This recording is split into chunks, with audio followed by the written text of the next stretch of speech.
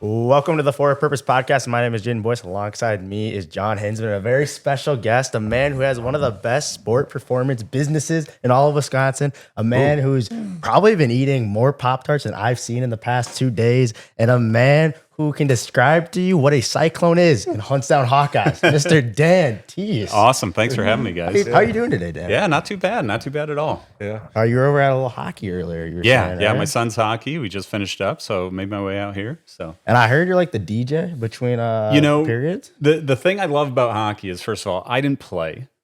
I can barely skate is a stretch. I can't skate, right? And so the nice thing about hockey is I can just be dad, right? And so the coaches do their thing, trainers do their thing, so I've officially signed up for kind of like full-time DJ because I love music.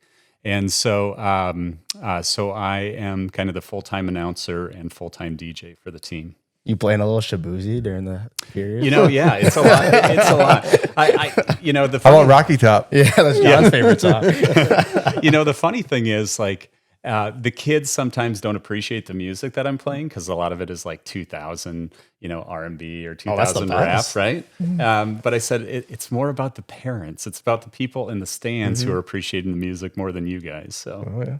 Yeah, no, and then your team, if you want to put the Pop-Tart on the screen real quick, John. I already did, man. I caught it up. You had a little special moment yesterday watching the bowl game. I'm an Iowa State grad. I went there for undergrad. I did my doctoral degree at Creighton University, so they're also my team. But huge Cyclone fan, and Iowa State pulled out a great win yesterday against Miami. 42-41 in the most prestigious bowl of the entire season. I mean, I would honestly say like national championship, Pop-Tart Bowl, probably, Rose Bowl, and then thereafter is probably the list. Snoop Dogg Bowl. Yes, the Snoop Dogg Bowl. That Mayo was a good Bowl's one. up there. Yeah, you know that, right? Now, is it true? I actually saw the trophy is actually a toaster. It is a toaster. Like the That was trophy has an official toaster in it. Yeah. Yeah. That's pretty awesome. Yeah, it's pretty amazing. I know that. And John, you got a shout out you want to give right now too? Yeah, J&M Manufacturing is one of our sponsors that we work with, but they've done this now for the last couple of years. They out of Fort Recovery, Ohio. There's a farm equipment company that started, years ago. Two brothers started years ago. But they've done a Christmas drive, Christmas Angel Tree program for the last 2 years, and they supported 150 kids this Christmas. Hey, That's awesome. So gave back to 150 kids in the community. Second year in a row they've done that.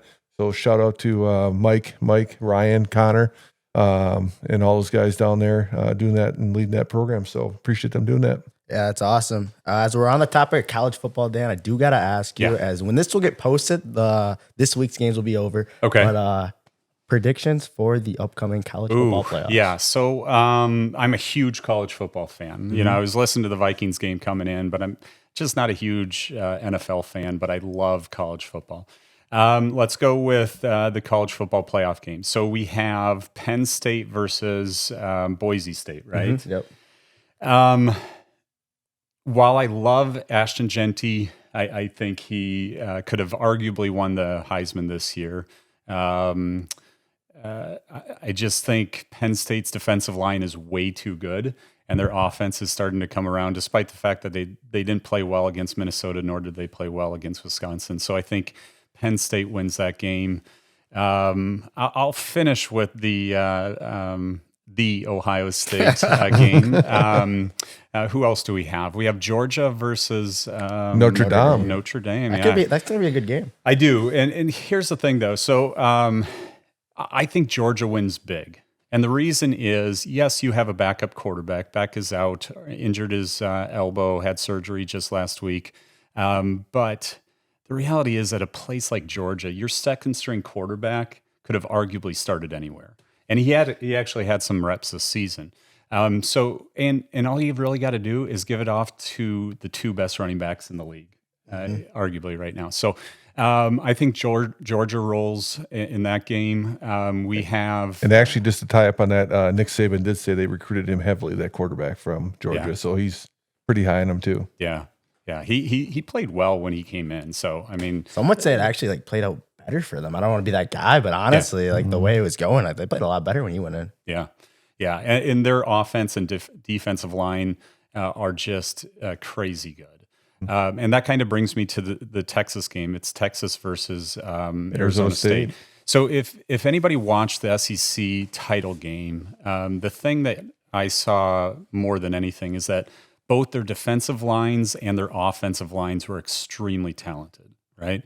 So I have a hard time seeing Texas lose this game, even though I think it would be awesome to see Arizona State win. And that is maybe my selfishly thinking Iowa State, who put up a goose egg against Arizona State in the Big 12 championship. I would love to see Arizona State win. They were predicted last in the Big 12. They came through. Incredible coach, incredible running back. But I just don't think they can hang with Texas offensively and defensively, for that matter. So, last game, big game, Rose Bowl.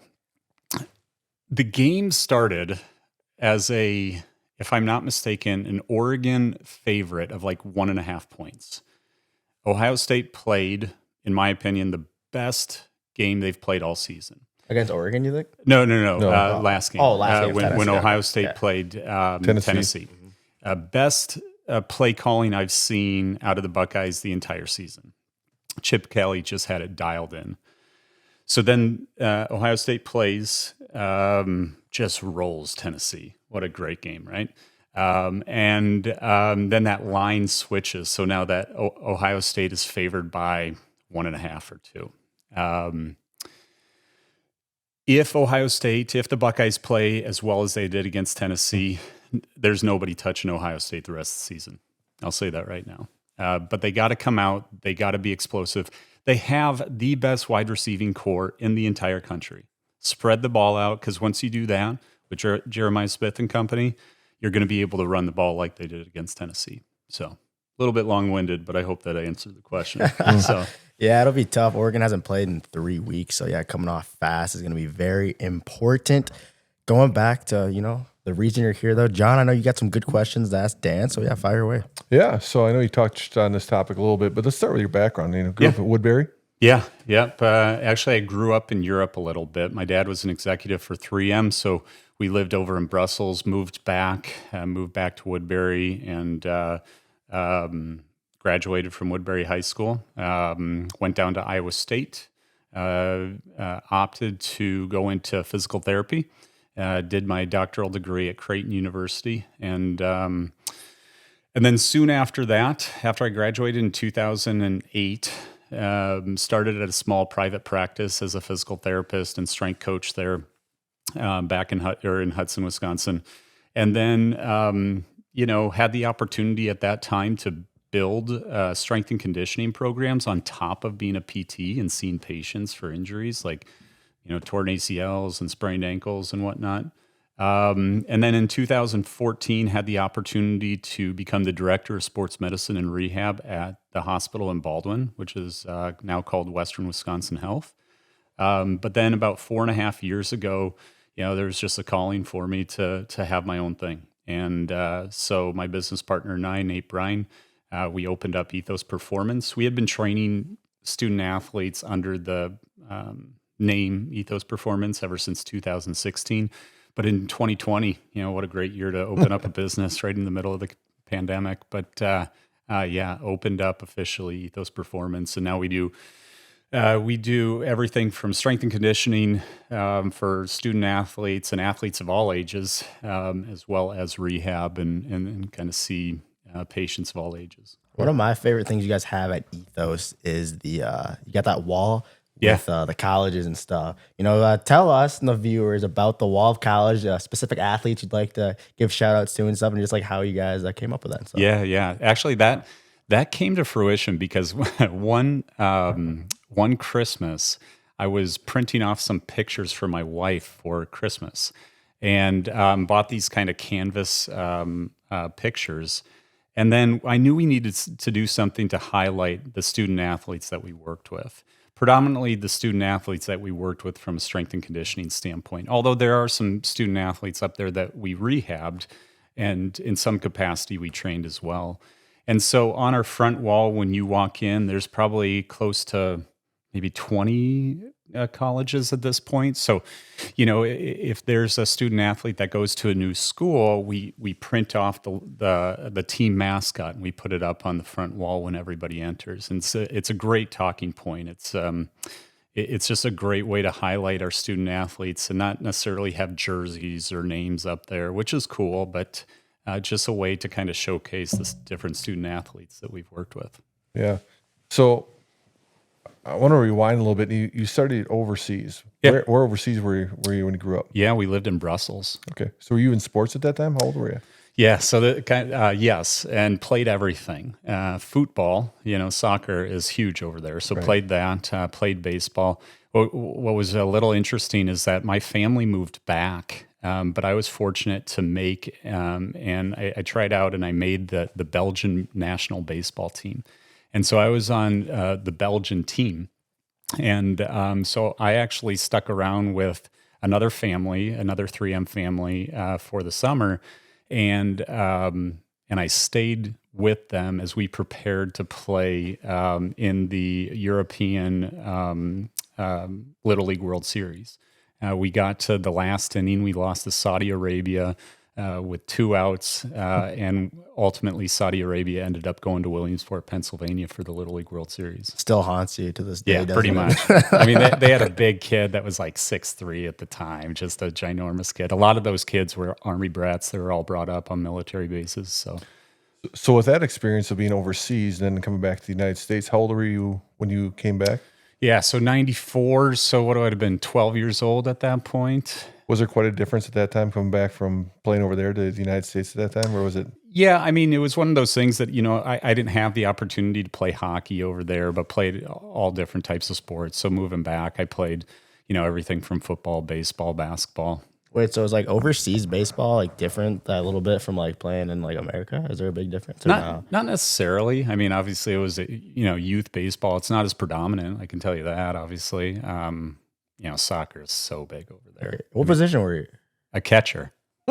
Yeah. What for soccer? What position? Oh, for soccer? Gosh, I don't even know. Defense. Probably put the slowest kid out there on defense. I mean, that's usually historically what's where you put your slowest player, right? Right.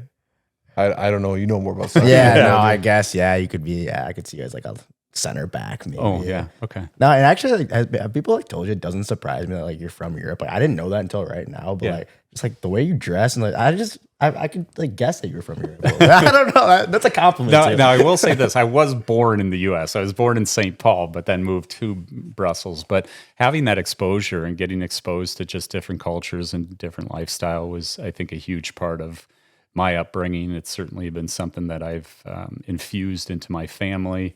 It's one thing that I've always said, like, experiences and travel, in my opinion, are so much more fruitful and so much more of an opportunity for my family than having fancy things or having nice cars or anything like that. So you got back to the States and then moved to Woodbury, correct? Yep. And so you competed then at the high school level? Yep. And what sports there?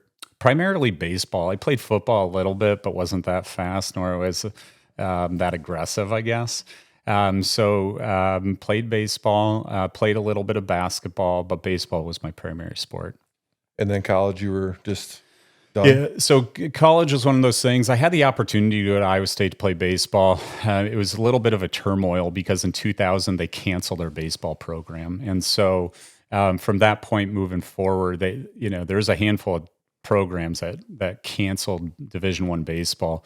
And so I was at Iowa State already. My parents grew up in Southern California, and my dad had played college ball out in California. And he kind of he was one to say, hey, the baseball program's canceled, but is there, do you like it here in Ames? And I loved it. I mean, there was a lot of good players. Right. I mean, I've talked about this with you, John. Like, kids don't realize these days collegiate sports are incredibly demanding, and the talent level is crazy. Decided to stay and loved Ames and just continued my studies there. And so now you talked about Nate being part of your company as well, but you have another half as far as Rachel. Yeah. And How did you end up meeting Rachel, and where'd that come into play? Yeah, we met in weightlifting class in high school. Like my ultimate goal was to lose to her in weightlifting. And to come full circle to kind of just real quick is my daughter, who's a freshman in high school, she's done competitive gymnastics for the better part of 10 plus years. And she, at the end of last season in April, she was like, I think I'm done. And so she did golf. She tried golf. She loved it. But she's doing powerlifting now. I saw that. And she's one of the strongest females at Hudson, which is awesome. As a freshman? As a freshman. Right. Yeah, there's a couple of gals that are stronger than her that are heavier weight class. Yeah. But like her very first meet, she had the highest bench of any female athlete there. Granted that there was only so many student athletes there, but yeah, powerlifting's a unique thing. It's crazy. Is that big at Hudson then? It's not at all. No, there's maybe like 20 kids on the team, I think, really? at the most.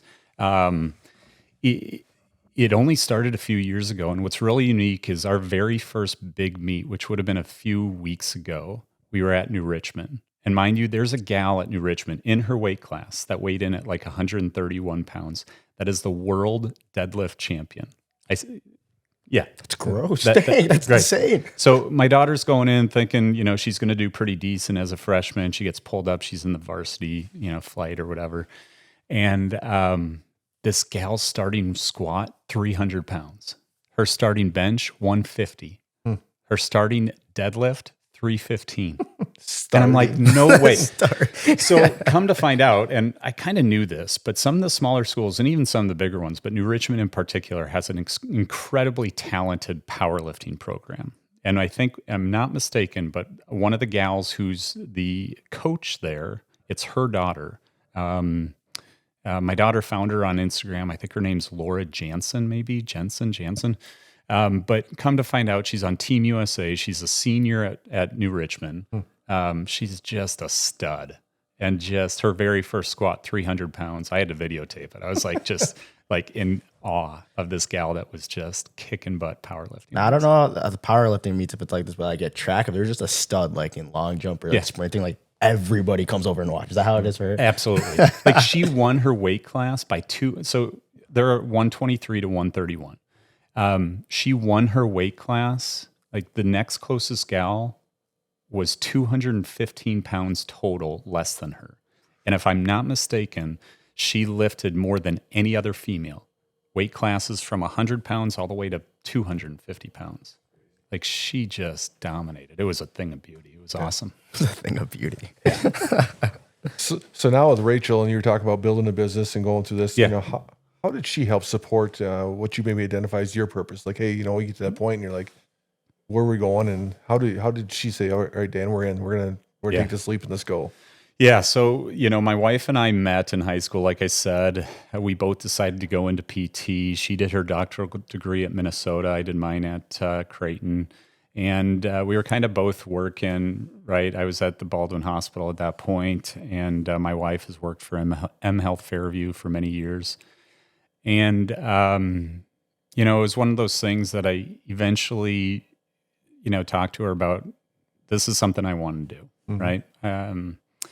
You risk a lot, and I needed to make sure she was comfortable with that, and she was. And it was something that, I wholeheartedly love, like the fact that she's willing to support me and putting the hours in that I work. I know that's a stress on her, and I know that's a stress on the family, but it's been a huge support. Like having somebody to be your rock when things aren't going as planned, or when you're working hours upon hours throughout the course of the week, just having somebody at home that can keep everything stable is so nice. Right, because you mentioned you guys start at 5 a.m. with a crew. Was it 5 or 6? Yeah, so I'm to the gym every morning by about 5:20 or so, and our very first class or training session is at 5:30. That's with all of our adult athletes. We call it our infusion group. It's those of us who are anywhere from mid-30s to, we have a few individuals that are right around the 60 age mark. But we want to, we want to be better. We want to be fit. We want to be healthy. So we flip tires, we push sleds, we squat, we deadlift. We do everything that you would typically think of in like a high school strength and conditioning program. Yeah. And what's that schedule then looking like in the summer then? Yeah. So that infusion group continues. We do that 5:30 to 6:30, 5 days a week, every morning. And then in the summer, immediately starting at 7 a.m. is all of our student athletes. So there's different sessions, 7, 8:15, 9:30, 10:30, 11:30, so on and so forth. In the school year, of course, kids and student athletes are in school. So those training programs start at 3:15 in the afternoon. We do have to give a shout out to Matt Obermiller. Got to. Got to. One of the best trips I've been on was when we went to the beach ball, right? Yep. Went to the beach. That was I can't even say the inside jokes because nobody will understand them, but we all know what we're all thinking right now. Right. But Matt, great person. Yeah. Well, Matt's a Glenwood City grad. He is. And so he's one of the Infusion Group originals, right? The OGs. He is. His wife is actually, so Joanne is actually the longest standing member that's been training with me since, 2017, 18 or so. Yeah. Yeah. So quick tidbit on that is I played against Matt in high school. I was going to say, if you went to Glenwood, you must have had to play. Matt was their post player. I was like, so you two went How did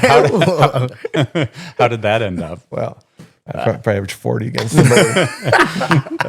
Yeah, but a humble 40. Yeah, did he foul out? I mean, how many injuries did he cause against you? Well, who knows?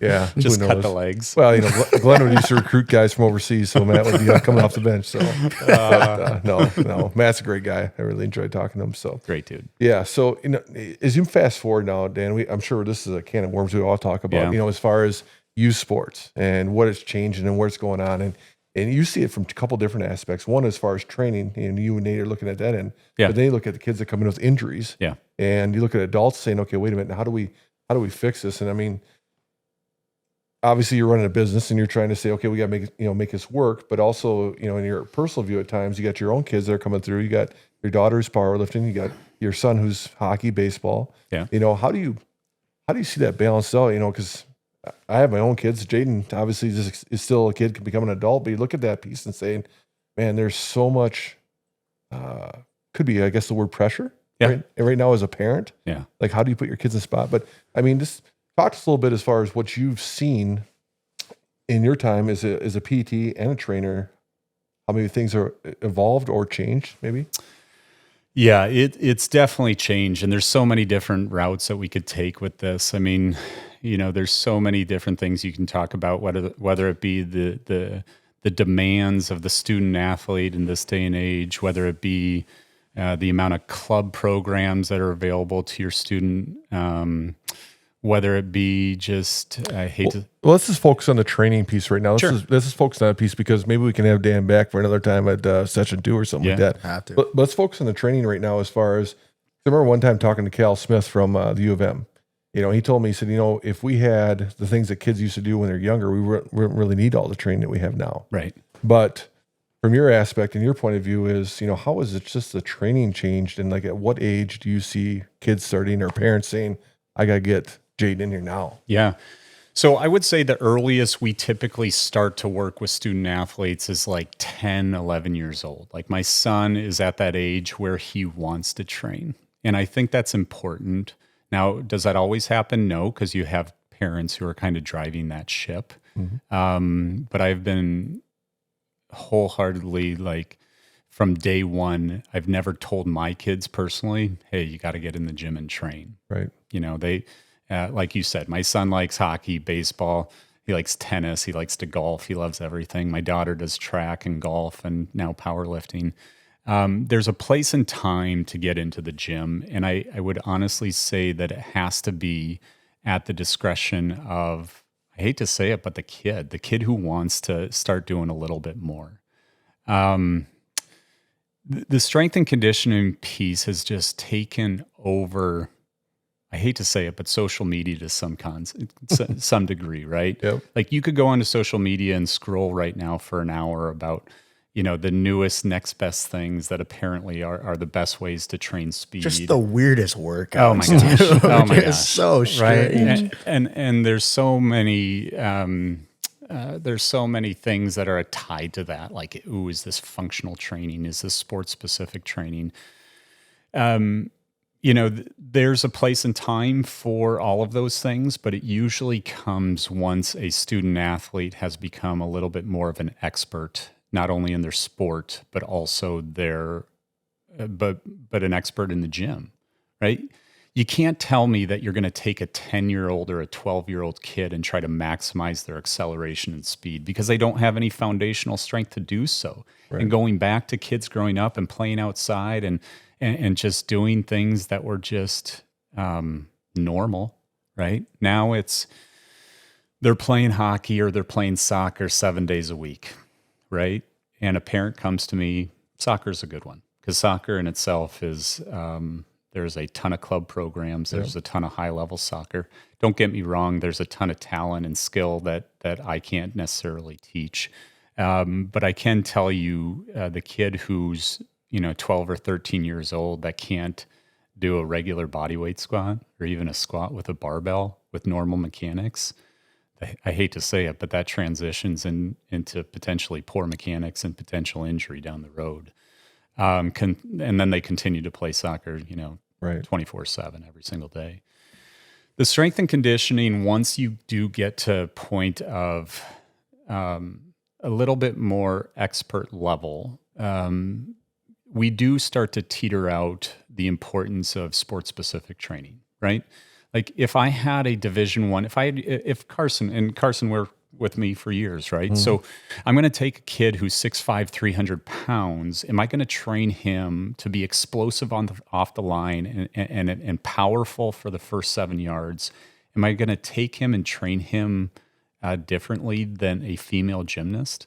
Well, of course, right? So there's logic to that.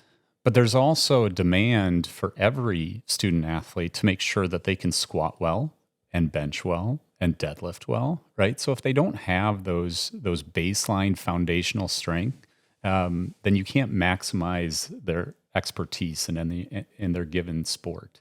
And all too often, you have parents coming in saying, I got to get my kids quicker on the ice.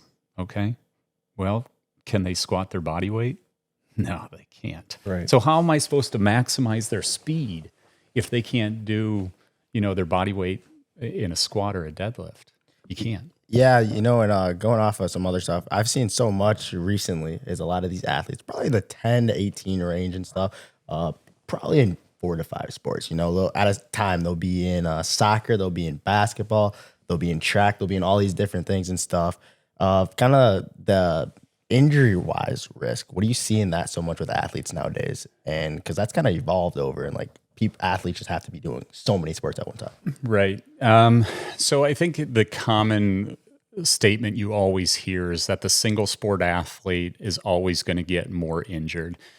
And there's some literature to support that to some degree. However, I will say that that statement is a little bit convoluted to some degree. And the reason I say that is there's a couple of kids that we're training right now, for example, that are single sport athletes. We got a baseball player, a kid at Hudson that is just an absolute stud. And when you see him in the gym, he's a man amongst boys. He moves well. He's incredibly quick. He's one of the top rated players in the state of Wisconsin for his age. And you can just see kind of his determination, his grit level, how much he wants it. But he's also not playing baseball right now, right? Mm-hmm. We're in the middle of the winter. It's actually pretty nice out. It's about 40 degrees out. Not terrible. But he's not traveling a ton right now. Now, is he a single sport athlete? Yeah. Does he play on a intramural basketball team? Oh, yeah. Mm-hmm. Does he lift regularly? Oh, yeah. Right? Mm-hmm. So he's doing kind of the right things that negate that mindset that single sport athletes will always be more likely to be injured. Now, if you look at it as a whole, yes, that is the case. If I have, a dozen kids that are all soccer players and they don't do anything above and beyond play soccer, and they just don't have the mindset, the determination, or the willpower to be in a gym and regularly strength train, yeah, that student athlete, unfortunately, is going to be more likely to see us in the clinic. So as we look at, identify your purpose, we're here from For a Purpose podcast. And so you start seeing parents challenge their kids at a younger age. You got to identify, you need to get a kid that college scholarship, get out there, get going early. And as being an educator and a parent, you see the mental health of kids potentially start deteriorating. It's like, we got to push, got to go. We got to be at this tournament. We got to be at this tournament. We got to be going here. And, you're firsthand, you and Nate working with these kids, and how do you balance that piece out to help kids identify, is this your purpose or is this your parents' drive? Yeah, that's a great question and a great point. I mean, you see a little bit to that. You will see more kids give up a sport when they are pushed too early to play one and only one sport. You'll see kids quit. I've been, unfortunately seen kids who have been great talents and great athletes just quit their sport because they're just completely burnt out. Mm-hmm. How do we balance it? We obviously want to be a resource for our student athletes. I'm not naive to realize that there's plenty of strength training programs out there. There's Training House, there's so many, there's BFS, there's so many different training programs. But one of the things that we do is it's more about the student. It's more about the kid than it is the athlete. Right. We regularly make our student athletes, our high school kids, fill out a goal sheet, right? And so it's something that they have to do to identify internally what they want. Like, what do they truly want? Mm-hmm. And there's a couple of really cool things that we've tweaked with it. One of which is we want you to go talk to a coach and get feedback from that coach about how you could be better as both a player and a teammate. Okay. On top of that, we challenge that kid to go to a coach that they did not agree with. Right? That's having a crucial conversation with a coach. Let's say you had a coach when you were 8th grade basketball and you were like, gosh, that guy was terrible. Right. But that guy, pushed the heck out of me to be better. Like going back to that coach to be like, now that I'm 2 years older, I'm in 10th grade. What do you think I could have worked on better as a player and me as a person? So I think that's a really good eye opener for student athletes to get perspective. And perspective from a coach that they would otherwise not get. The other thing, and probably the biggest thing, is I talk about this a lot. My son probably gets tired of this, and I've talked to his high school or his hockey team about this. Is developing what do you want as a student athlete your legacy to be? And I think that's super interesting to think about. Right? If I'm a student athlete and I'm a 11th grader or 12th grader, and I'm not that great of an athlete, but my legacy is such that student athletes look up to me, I think that in the long run far outweighs you as an athlete, right? We know that the percentage of kids that go on and play collegiate sports is extremely low, right? So how do we develop men and women, boys and girls, into strong-willed, confident men and women? And so when we ask kids to define what your legacy is, it's pretty awesome to see what their answer is. And the kids that get it are the ones that realize that you as a student athlete in high school, and your legacy is, I want to be known as the guy that everybody looks up to. Some of the best student athletes that we've worked with never went on and played, or they played 1 year in college, but they're the kids that come back to town and every coach is like, that kid was awesome. Right. That kid uplifted every other kid on the field. That kid pushed himself so hard in the gym that everybody else mimicked what he was doing. Like, that's pretty powerful. Yeah. And developing what your legacy is and should be as a student athlete, in my opinion, far outweighs your ability and opportunity to be an athlete at the collegiate level or beyond. And I love that you bring that up because I feel like, being after just graduating high school and stuff, like during high school, I was never like the most talented or anything like that. And, you kind of like think you're like, I just wish I was like the other guys, getting all conference and all this stuff. But then after you kind of look at it and you're like, I mean, what did that really mean if like, it doesn't really matter at a certain point. So you bring up like what legacy really means and stuff. That's a lot. And then also being at Ethos, I've worked out there and stuff. And like you guys really focus on like that culture part and a lot. I mean, you can work out at any different places, but I think what puts Ethos different is like it feels like a family. It feels like you come in there and you're just like a whole group doing this workout together. I think that's a part of the legacy too, having a solid culture and realizing that okay, it's not just about like getting first team all conference or getting all state. It's about a lot more than that. Yeah, and it comes down to accountability too, right? Like, there's plenty of student athletes that have the accountability piece of coming to the gym, right? And they might only, again, we're a business, we have to make money. So it's not always an opportunity for kids to come and train with us. I get that. But there's accountability piece. And to see some kids who have trained with us only for a little bit, but then they go back to their high school and now they're seen as a team leader in their high school, that's pretty awesome to see. Like that accountability piece they felt when they were at Ethos, and now it's part of what's driving them. Well, and I think the thing that also carries on legacy is you have the number of adults that come in the morning and train there. Yeah. In the competitions from the turkey trot to the Christmas challenges to all the different events that you guys put on. Yeah. It's again, to Jaden's point, it's a competition. And people want to compete. Yeah. And I think at times in society we're like, well, we shouldn't have any competitions. Everybody should just get a trophy or whatever. But innate, we still have that piece within us. We're competitors, And again, when the day's done, all right, we're still a family. We get the culture's here. Great job. Push me, challenge me. Let's get after it. So that's one of the cool things I'd like as well when I worked out there. It was, the competition piece within the group. Yeah. A little spike ball after a workout. Spike ball. There's always a little bit of banter. I mean, usually some banter between the kids that are at Central and Baldwin or at River Falls and Hudson. But what's unique is like we see that competition drive them to be better.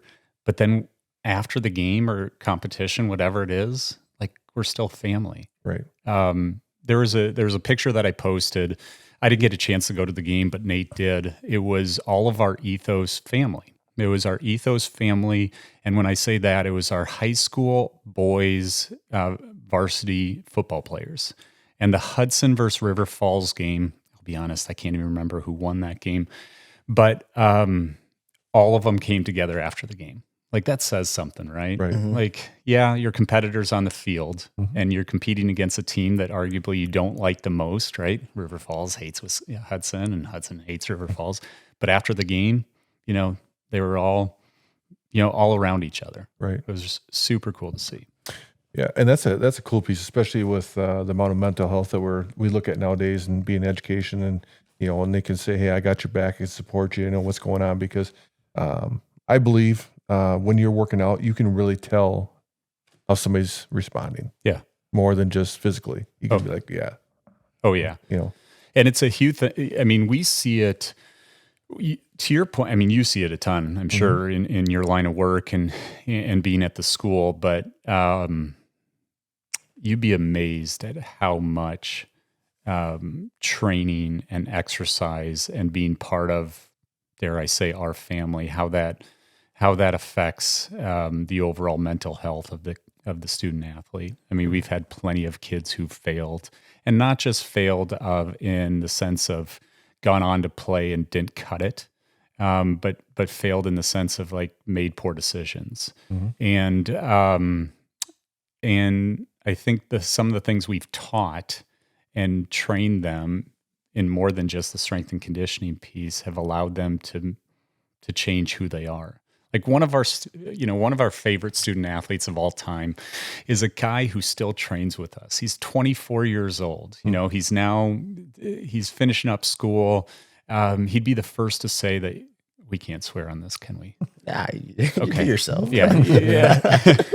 He'd be the first to say that he was a little bit of a shithead in high school, right? He was against the grain. He was always kind of talking back, and And now he is one of our favorite student athletes that comes in, and he's a grown man now, and he's done plenty of our challenges with us, and he's run races with us, and he's come full circle, and it's been awesome to see his growth. And I would be the first to say that I think mental health wise, I think, that's, being able to help kids in that aspect if they end up having some mental health concerns.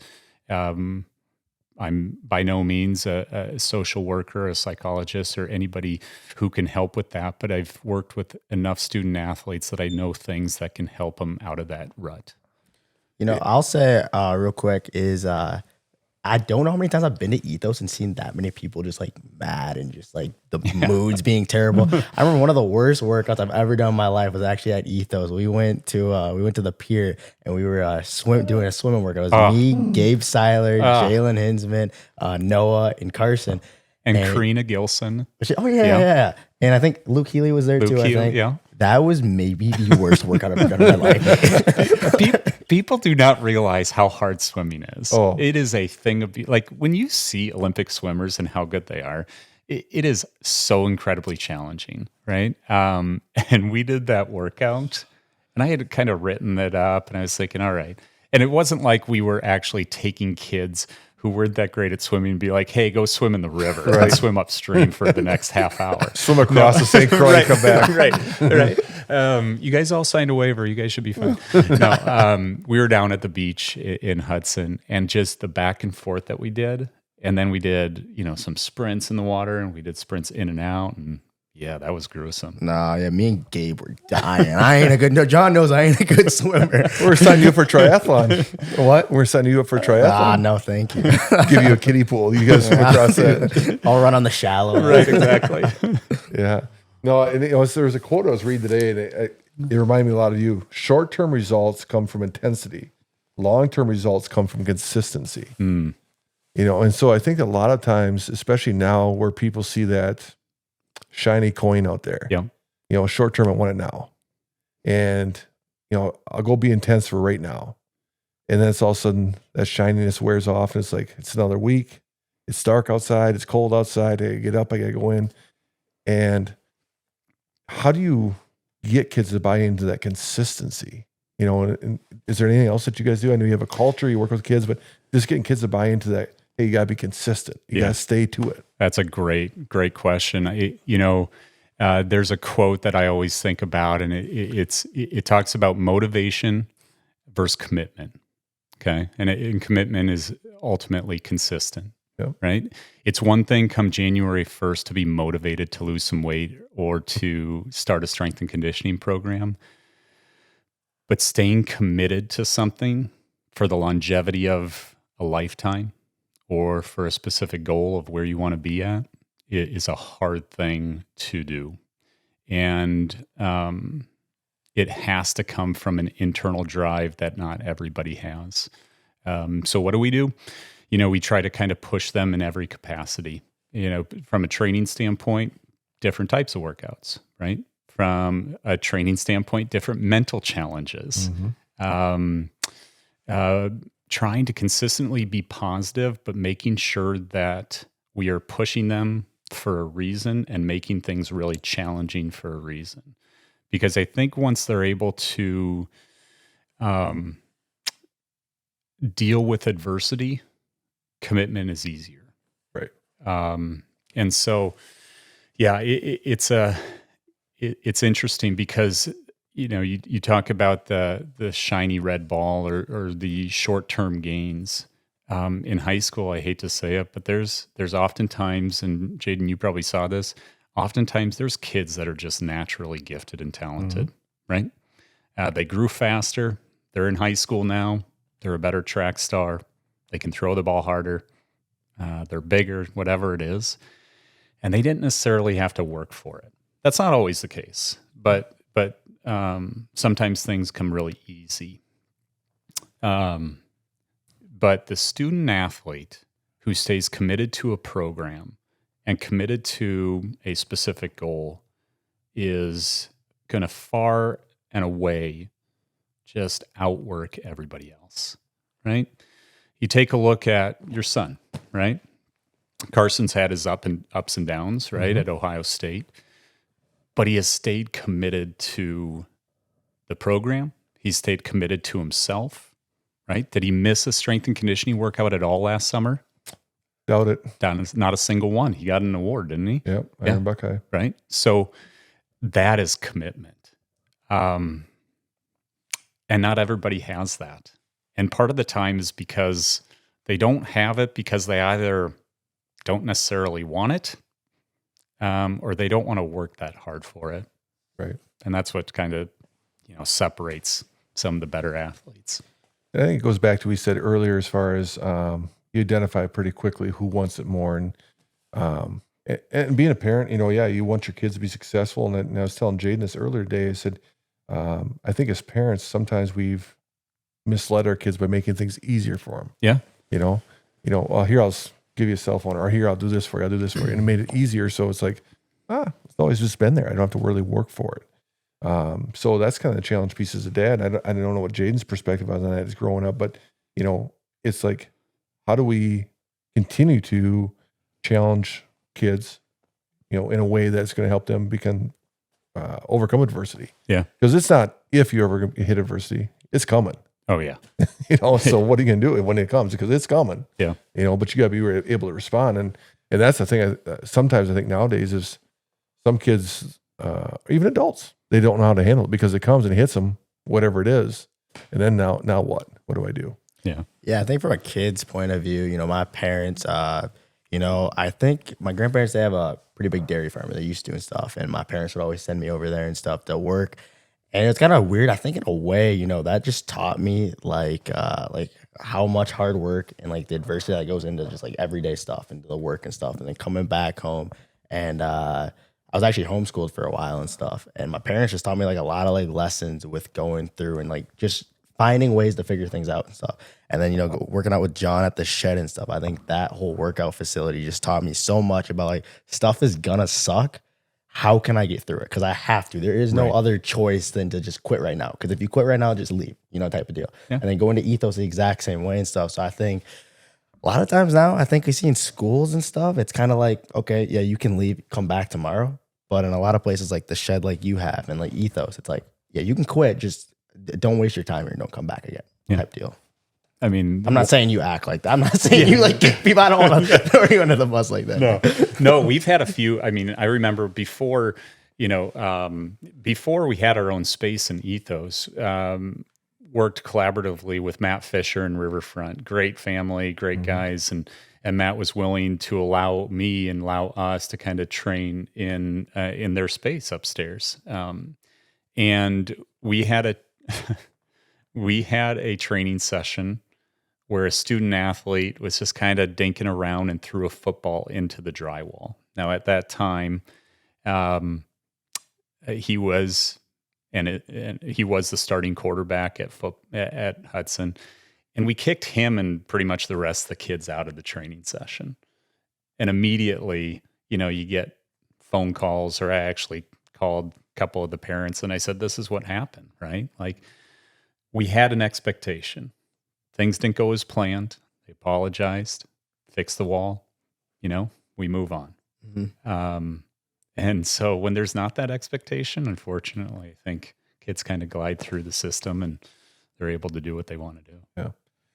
There's another quote I was reading today, and I'll wrap it up here with this, is from Napoleon Hill.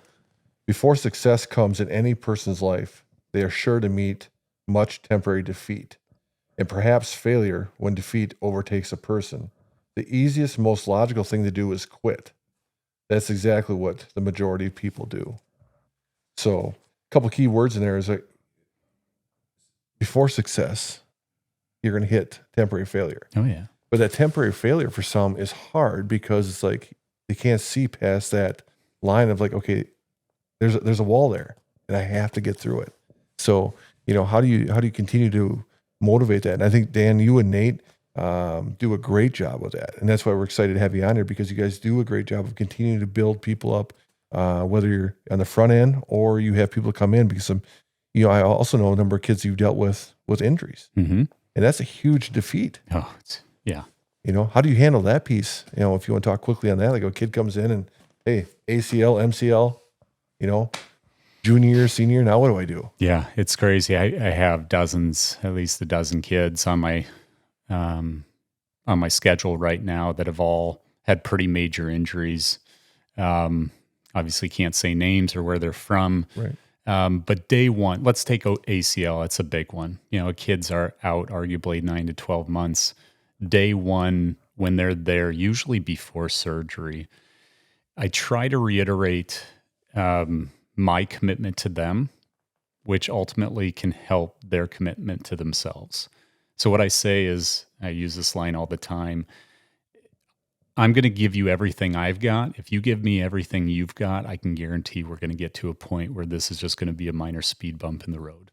And so that's, you know, from a rehab piece, it's big. You see kids who have great futures and still will, but a major injury derails their senior year of playing, you know, wrestling or senior year of playing baseball, and it sucks. But sometimes what comes out of that is a kid who's just got a ton of fire, and it's awesome to see. Yeah. We were over at Chippewa Falls McDonald the other day, and a girl from Luck, I don't even know if she was dribbling the ball. She was running down the floor. Yeah, she was just defending. Yeah. Running down the floor, stops, drops, hits the floor. And you could see her knee was messed up. I don't know if her kneecap or whatever it was, but Breslin, our youngest, sitting on the bench there. And she's just kind of wide-eyed watching this girl. And I'm like, this girl was a senior. And I told Brez, I said, that's life. I said, that one play, her career's done. Yeah. I mean, not that she can't rehab and come back, but as far as basketball and stuff, you know, she wasn't going anywhere. Right. But it's like, that's why I try to help kids understand too, is like, we try to expect, and like you start off with living a life, just getting kids out and exposure. Go see what's out there, live life. Yeah. You know, and see what it's about. And so that's what Jay and I try to do, get out there and see what it's about. But also is, don't live with regrets as far as hold back. When you're on the floor, compete, get after it. Yeah. You know. Yeah, you know, as we wrap up this fantastic episode, again, thank you for coming on the show. My pleasure. Again, Dan, we're gonna have to do we're starting this vlog series coming out. You know, we're vlogging all these trips and stuff. We're gonna have to do something at Ethos, like a whole workout. Me and John, Matt has to be there, of course. And Yeah, of course. it'll just be you guys throwing up in the trash cans for a half hour. That's a great highlight reel of that. Right. Yeah, we'll have to do something there. Again, subscribe to the YouTube channel, follow all the social media accounts, and thank you for being on here once again. Yeah. Have a great night, and catch us next Thursday. Thank you very much. Yeah, thanks, guys.